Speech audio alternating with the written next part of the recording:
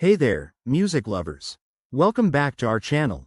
Today, we're tackling a straightforward topic: how to cancel your Spotify subscription in 2025. Whether you're looking to save some cash, switch to another service, or just take a break from the tunes, this guide will walk you through the process step by step. It's quick, easy, and we'll cover both the web version and the mobile app to make sure you're covered no matter how you access Spotify. First things first, let's start with the web version since it's often the most reliable. Open your web browser and head over to the Spotify website. Log in to your account using your email and password. Once you're in, click on your profile icon in the top right corner. That's usually a circle with your initials or profile picture. From the drop-down menu, select Account to go to your account overview page.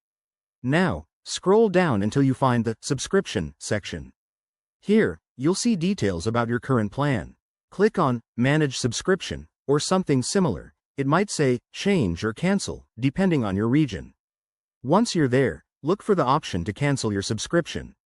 Spotify might ask why you're leaving, but you can skip that if you want. Confirm your cancellation, and that's it. You'll get a confirmation email, and your subscription will end at the end of your current billing period.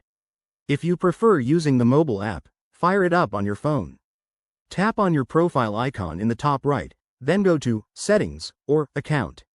Scroll to the Subscription area and follow the same steps.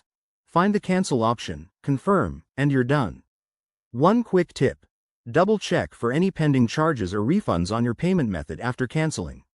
There you have it. Canceling Spotify in 2025 is as simple as that. If you found this helpful, give this video a thumbs up, subscribe for more tech tips, and hit that bell icon so you never miss an update. Thanks for watching, and I'll see you in the next one. Stay tuned.